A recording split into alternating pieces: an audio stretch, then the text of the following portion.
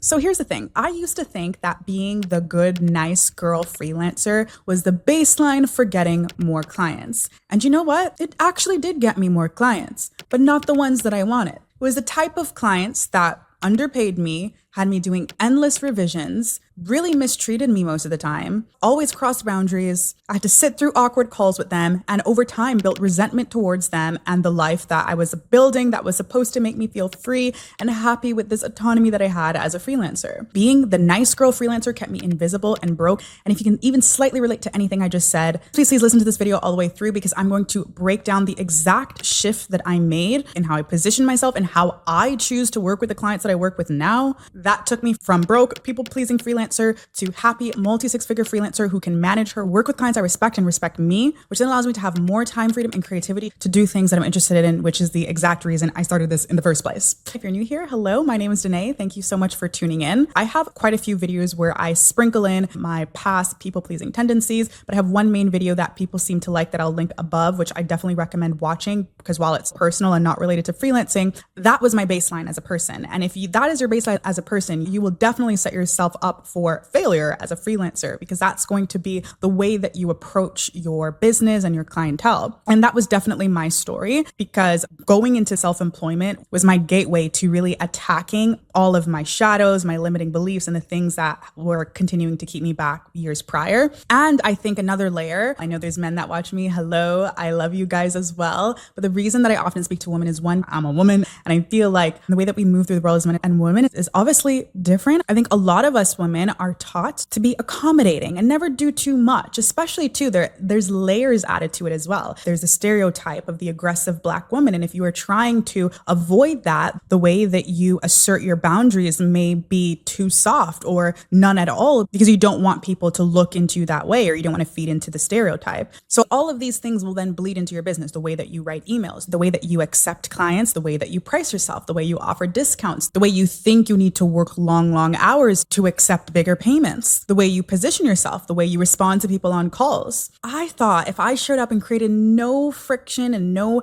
pushback, it would take me very far and they would love me for it. And I vividly remember the day I decided I was never, ever going to take this approach again. It was 2022. I always go back to this time period as the early stages of my freelance business. I had found this client on Upwork, and he was the stereotypical dick entrepreneur that you can imagine. So we meet on Upwork. He's immediately trying to negotiate my prices down. I felt like I had no value at the time, so my rates were so low. I can't remember the exact number, but just very cheap rates in general. I also was still coming with experience with Xane, trying to negotiate my rates down, and immediate red flag, he asked for my number and says, I'm not going to communicate with you on Upwork at all. In fact, I might randomly call you sometime. So what's your WhatsApp number so we can do this? Me, desperate to get experience, decide to give him my number. He sends me a bunch of spam texts on WhatsApp. He calls me the next day as well to talk about the project. That was all fine. I knew it probably was a red flag, but I was like, if this is all it is, I'll just do the project and get over it, keep it moving. But this continued, and it was very excessive. Obviously, if you let someone like that push boundaries, they're going to continue to go as far as they can. So he was just trying to find revisions for me to do. Like, he just wanted to pick at things, and he had nothing to nitpick at. So he would just start saying, oh, there was random spelling mistakes, and they were not, like, I had to explain to him that his grammatical corrections were not actually true grammar. Like, I did it correct in the first place.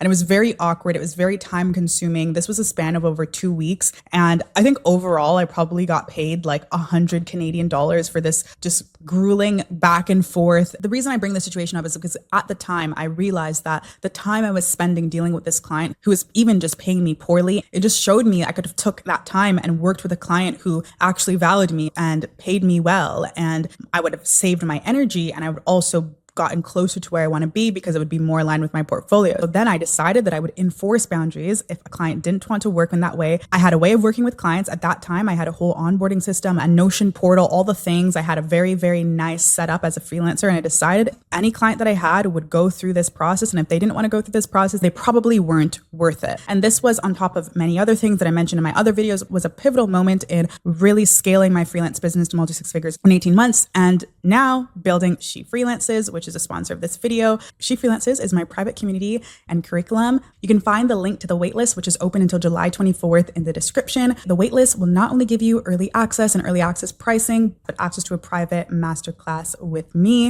If you're watching this video and have related to or intrigued by anything I've said up until this point, definitely click the link and sign up. You don't want to miss out. So there's different types of archetypes. There's that dickhead archetype who's paying you cheap and also expects the most from you. But there's also the archetype that pays you well, but because they're paying you well, asserts like their dominance over you and expects you move and flinch at their every breath and word, which equally both are horrible. And I promise you, there are amazing clients out there. The more that you entertain these poor clients out of scarcity or because you believe this is just kind of the rite of passage, the only thing that it is doing is holding you back from where you could be monetarily, energetically, spiritually, all the things when it comes to your freelance journey. I know many freelancers, especially women, who are working in poorly built agencies with founders who are the B archetype, who pay them pretty decent, but still overwork them and expect them to move their whole life to do their agency task. As if the agency task is changing the world, these girls will be going through literal mental breaks, but feel like this is what they have to endure to get where they want. And while I definitely talk about and push people to be hardworking and to overperform and all this stuff, it is important that you're doing that in alignment. And I promise you, these, excuse my French, shitty clients are not who is aligned with you, okay? In a bit, I'm gonna walk through the 3 things that most nice girl freelancers do to kill themselves emotionally, spiritually, physically, that's halt their growth. But I'm begging you, if you're watching this video and you're relating to anything I'm saying, don't listen to it and nod and say, yes, I love this. I'm so glad you're talking about this. I really needed this. Do not be that girl who says all of those things and then goes back to those clients. You have to make the active decision to say, hey, I know this client isn't for me. I know there's better clients out there. I know I could get better, be more valued and more paid for my work. And I'm going to make that decision to leave this client or set up a pathway to leave this client so then I can pursue what I want to in a way that aligns with me so then I have better energy to give to better clients who then pay me well. Then the work that I'm doing is compounding not only for them, but for my own portfolio, which then puts me in a better position overall. I've had this conversation with my personal friends who are also founding members and She Freelancers who stay with these clients and have the same conversations with me over and over. And I'm like, hey, you're staying with them because you think you need the money. Set up a game plan to leave them. Save up a certain amount of money. Add on a new client, work a little bit hard for a bit, and tell that client, I am leaving next month, full stop. You built this freelance career or in this path to have that autonomy, and you staying and la-di-daing in these horrible situations is simply defeating the whole entire purpose. You are in control here. If you are going to stay in might as well go work a random 9-to-5 if you're not going to take control over the freelance career that you're building. Each and every one of my clients I deeply respect. They deeply respect me. I would give their products to any person because I like the products that they create because I'm in the direct to consumer e-commerce space. I can have honest conversations with them if I think I need to get paid more, if I think they're giving me more work that's out of scope, or anything else you can think of. Real life happens, whatever the case is. I feel so confident to have this communication with them, but it was not always like this. And all of those clients that I worked with that I would not be able to say the same thing about were not worth it in the grand scheme of things, full stop. Okay. As I promised, let's get into these 3 big mistakes that, the nice girl freelancer makes and what you're going to do instead. When you are looking for clients, whether this is an inbound or an outbound lead, you soften the way that you're pitching yourself. You flip the script and you sell like you're asking and begging for a chance to be a part of their business and work with them. Your tone and your frame matters so much, especially, I'll be honest, if it's a very alpha male founder, because he will, even if not consciously, subconsciously know he can take advantage of you to some extent. And when I say advantage of you, push the limits a little bit more with the scope of work or the way that he approaches the payment, all of the things that you can think of a way that someone could take advantage of a freelancer. Sometimes it's not even out of malicious intent. It's just like true businessman mentality is if there's a little weakling that they know that they can make the most of and get massive ROI from and pay so little, they're going to do it, right? And heck, some of you watching would too, right? So your frame when you're approaching clients, even if you did cold outreach to them, needs to be, I am the expert. I'm here to solve your problem. And you getting onto my roster as a freelancer is actually a big deal. And this is the reframe you have to make, okay? You as a freelancer, you have a certain amount of time. As a freelancer, you are limited by the amount of clients that you can take on. So therefore, the clients that you take on should be amazing clients that you genuinely like working with and that pay you well and that align with the amount of work and time that you have. Because that is the base of running a freelance business that can not only pay your bills, but give you disposable income and all the things. So when you're thinking about clients, it's not just like, oh, this person's willing to pay me. It's where do they fit in my clientele and my roster? Do they fit in? Does this make sense for me? This is a huge decision. They're taking up a spot of maybe max for most of you, 5 maximum spots that you have to take on clients. So the way that you charge them and the type of work that you do for them, it needs to be so intentional. So they fit into the flow and rhythm of you working with them as a freelancer. And if you do not go into your calls, your email back and forth with them initially using a tone and a language that shows that they are not just picking someone to invest in, but you are picking someone to invest in because you are investing in the client, they will eventually take advantage of that. So you need to see the clients that you're choosing as an investment and ensure that your tone is not coming from a begging, please pick me, choose me mentality, that it's coming from a very smart, regulated, super intentional mentality. Make that very clear. And I promise if it is a good client, they will give you that respect back. But if not, you will see the red flags and it's up to you to not ignore them. And I'm so excited for She Freelances because I made this in the massive Notion board that I created. There's this red flag checklist that I have for you to think about when you're after a call with a client and before a call with a client or an email back and forth. So you can really think about these things because choosing a client is the biggest decision you make as a freelancer every single time. And people just act like, oh my goodness, yay. I understand as a beginner, it seems like there's not many and there's very far and few between opportunities. But if you move from that mentality, it will always hold you back. Okay, number 2 is over justifying your pricing. Say your price, close your mouth. Just be quiet. Silence is amazing, especially if you're doing it on a call. Say your price, boom. Hey, these are in email. These are the deliverables that I have to offer you, or on a proposal. These are the deliverables that I'm going to offer you. This is the price. Let me know if this works for you. Happy to negotiate. You can add that in. Fair. I used to be the blabbermouth freelancer. My rate for this is $3,000, even though I wanted to say $5,000. And just to reiterate, you'll get 5 weekly calls. You'll get a call with me every single day. I'll make sure to cook you breakfast, lunch, and dinner too, and respond to every single Slack message in 30 seconds. That's what that over justifying after you say the price, after they're already keen on working with you, because they probably wouldn't be keen on working with you if they weren't on the call. You know what I'm saying? You have to stop over justifying your prices because again, that only shows your insecurity or gives the client psychological reasoning to think, hey, maybe I could probably negotiate her down. She doesn't seem pretty confident. When I'm on a call and I say my big girl number now and smile because I know the value that I can bring